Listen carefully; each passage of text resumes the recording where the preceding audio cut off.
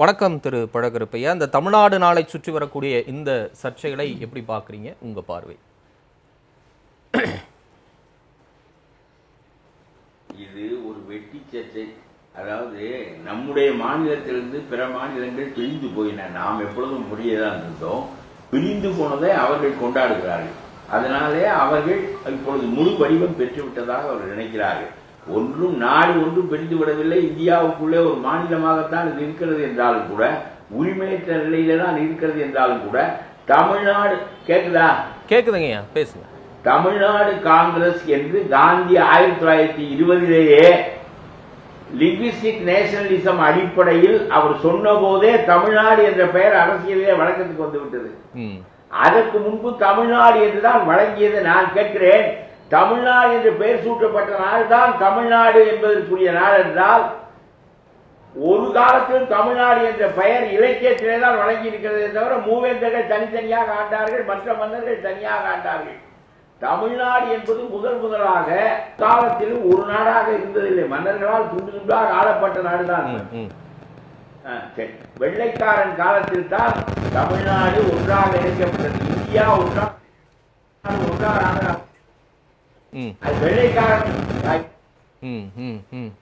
பெயர் சூட்டப்படுவது என்பது வேறு. தமிழ்நாடு என்பது வழக்கத்தில் காந்தி தமிழ்நாடு காங்கிரஸ் என்றுதான் அழைத்தார். மொழிவழி மாநிலமாக அமைய போகின்ற இந்தியா என்கின்ற அடிப்படையில தான் தமிழ்நாடு காங்கிரஸ் என்ற பெயரை காந்தி தான் உண்டாக்கினார்.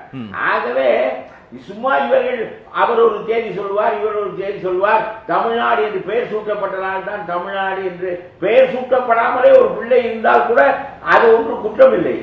தமிழ்நாடு என்பது வழக்கத்தில் இருந்து வந்த ஒன்றுதான். நான் சொல்லுகிறேன், தமிழ்நாடு என்பது ஒருமைப்படாத தமிழ்நாடு தமிழ்நாடு என்றுதான் அழைக்கப்பட்டது. எல்லா மன்னர்களும் துண்டு துண்டாக ஆண்டார்கள், ஆனால் தமிழ்நாடு என்றுதான் அழைக்கப்பட்டது. அன்றிலிருந்து இன்றைக்கு மதராஸ் ராஜ்யமாக அவன் பெயர் வைத்திருந்த காலத்திலும் அது தமிழ்நாடு தான். ஆகவே இது சும்மா அதனால இது மக்களிடம் போய் எடுபடவில்லை. ஒருவர் திருவள்ளுவர் நாளை தைப்பொங்கல் நாளாக கொண்டாடுவது என்று முடிவு செய்தது போல. ஆகவே நான் சொல்கிறேன், இது ஒரு வெட்டி வேலை, வெட்டி சண்டை. நான் தமிழ் மொழி உணர்வும் இன உணர்வும் உள்ளவன், தமிழ்நாடு என்று அழைக்கப்படுவதிலே மகிழ்கின்றவன். ஆனால் இவர்கள் அழைத்தாலும் அழைக்காவிட்டாலும் தமிழ்நாடு என்ற பெயரிலே தான் என்றைக்கு வழங்கி வந்தது. இதிலே என்ன இவர்கள் ஒரு குறிப்பிட்ட நாளை தமிழ்நாடு நாளாக கொண்டாடுகிறார்கள் என்று கேட்கிறேன் நான். இல்ல, இப்போ ஒரு சில தமிழ் தேசிய செயற்பாட்டாளர்கள் எப்படி சொல்றாங்கன்னா, இந்த தமிழ்நாடு நாள் அப்படின்னு திட்டமிட்டு நவம்பர் 1 உண்மையான நாளை கொண்டாட விடாம இப்படி பண்றாங்க. தமிழர் உணர்வை மருங்கடிப்பதற்காக இப்படி திராவிட ஆட்சியாளர்கள், கருத்தியலாளர்கள் இப்படி எல்லாம் பண்றாங்க அப்படின்னு சொல்லி விமர்சனங்கள் வருது. இன்னைக்கே அந்த விமர்சனங்களை முன்வைக்கிறாங்கல்ல, அந்த விமர்சனங்கள் ஏற்புடையதா உங்களுக்கு? நவம்பர் 1 யார இல்ல, நவம்பர் 1 நவம்பர் அதெல்லாம் ஏற்புடையதில்லை. இவர்கள் சும்மா தமிழ் தேசியம், அந்த தேசியம், இந்த தேசியம் என்று அவன் தமிழன் இல்லை இவன் தமிழன் இல்லை என்று சொல்லிக் கொண்டிருப்பார்கள்.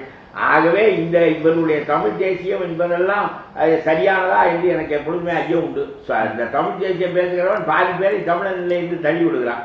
ஆகவே நான் உங்களுக்கு சொல்லுகின்றேன், தமிழ்நாடு என்பதும் தமிழ் மொழி தமிழ் இனம் என்பதும் என்றைக்கு வழக்கத்தில் இருந்துதான் வந்தது. காங்கிரஸ்காரர்கள் தமிழ்நாடு என்ற பெயரை ஏற்றுக்கொள்ளாத காரணத்தினால் தமிழ்நாடு இல்லாமல் போய்விடவில்லை.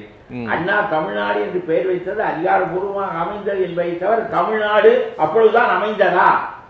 தமிழ்நாடு அதுக்கு முன்னாலேயே இருந்தது. அது காமராஜர் காலத்தில், ராஜாஜி காலத்தில் எல்லாம் தமிழ்நாடு இல்லையா? தமிழ்நாடு என்று பெயர் சூட்டப்பட்ட நாளே தமிழ்நாடா? தமிழ்நாடு என்று பெயர் சூட்ட ஒருவர் வந்திருக்காவிட்டால் வரலாற்றில் தமிழ்நாடு இல்லாமல் போயிருக்குமா? அதெல்லாம் சும்மா பேச்சு. நான் ஒன்று சொல்கிறேன், இந்த நாடு வெள்ளைக்காரன் காலம் வரையிலும் ஒன்றாக இல்லை. அப்பொழுதும் அது தமிழ்நாடு தான். மன்னர்கள் தமிழ்நாட்டை மொத்தமாக வைத்திருக்கவில்லை. ஆனால் இளங்கோவடிகள், தொல்காப்பியன் எல்லோரும் இதை தமிழ்நாடு என்றுதான் சொல்லுகிறார்கள். மன்னர்களும் அதை ஏற்றுக்கொண்டார்கள். ஆகவே இது ஆகாத பேச்சு. தமிழ் மொழி உணர்வையும் இன உணர்வையும் வளர்ப்பதற்கும், தமிழ்நாடு என்கின்ற உணர்வை வளர்ப்பதற்கும் இந்த தமிழ் தேசியம் பேசுகிறவனெல்லாம் சும்மா அது வெட்டி பேச்சா, தமிழனை எல்லாம் பிரிக்கின்ற பேச்சா, அது எனக்கு சரி என்று படவில்லை. இருப்பது சரியாகத்தான் இருக்கிறது. முதலிலே நான் சொல்கிறேன், இந்த தமிழ்நாடு பெயரையெல்லாம் அவர்கள் விடுங்கள். இந்த திராவிடம் என்பது முழுங்கியதா இல்லையா என்பதெல்லாம் ஒரு பெரிய குழப்பமாக இருக்கிறது. நாம் திராவிடம் எனவே இல்லை என்று சொல்லுகிறார்கள். இவன் பேரிலே திராவிடம் இல்லை, ஆகவே அவன் அதுக்காக நான் இந்த கட்சியை பாராட்டுகிறேன் என்று சொல்கிறவர்களாம் இருக்கார். நான் அடிப்படையில் திராவிட இனம்தான். ஆரிய இனமும் திராவிட இனமும் சேர்ந்துதான் இந்திய வரலாற்றை உருவாக்கியது. இந்திய நாகரிகத்தை உருவாக்கிய இனங்கள் ரெண்டு தான், ஒன்று ஆரிய இனம், இன்னொன்று திராவிட இனம். நம்முடைய மொழி சிதைவு பெற்றது. நமக்கு சமஸ்கிருதத்தின் மீது உள்ள பகை என்ன? தமிழின் தமிழோடு ஊடாடி ஊடாடி தமிழை சிதைத்தது.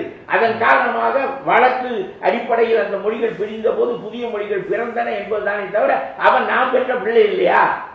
திராவிடம் என்பது பொய்யா? வரலாற்று பொய்யா? திராவிடம் என்பது ராமானுஜர் சொல்லவில்லையா?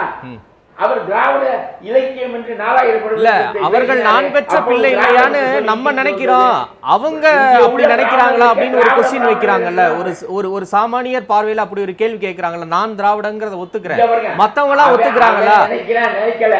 இங்க பாருங்க, உண்மை என்பது இல்ல உண்மை என்பது இல்ல ஒத்துக்க வைக்கும்படியான ஆற்றல் உங்களுக்கு இல்லை. ஒரு வரலாற்று உண்மையை எடுத்து சொல்லி நீயும் நானும் ஒரு அர்த்தத்தை சேர்ந்தவர்கள் என்பதை ஒப்புக்கொள்ள வைப்பதற்கான ஆற்றல் உங்களுக்கு இல்லை. உங்களுக்கு அரசாங்கம் அமைந்தால் போதும், காசு வந்தால் போதும் என்று இருக்கின்ற வரையிலும் இது இப்படித்தான் இருக்கும். ஆகவே இந்த உண்மையை நாம் எப்படி புரிந்து கொண்டோமோ அதுபோல அவனுக்கு புரிய வைக்க வேண்டும்.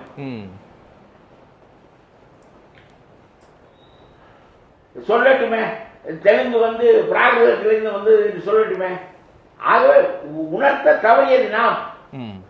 இது ராமானுஜருக்கு தெரிந்திருந்தது திராவிட திராவிட வேதம் என்று சொல்வதற்கு.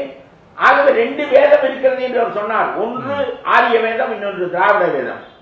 ஆகவே இதெல்லாம் சும்மா பேச்சு, வெட்டி பேச்சு. நான் சொல்லுகிறேன், திராவிடம் என்பது வரலாற்று ரீதியாக உண்மையான ஒன்று. அதிலே இருந்து இனங்கள் பிரிந்தன, மொழிகள் பிரிந்தன. மொழிகள் பிரிந்த காரணத்தினால் இனங்கள் பிரிந்தன. ஆகவே அது உண்மையாக இருந்தாலும் இன்றைய நிலையில் மொழிவாரி மாநிலம் என்பதை காந்தி 1926 உருவாக்கினால் நன்றி திரு திராவிட நாடுதானே. சரி.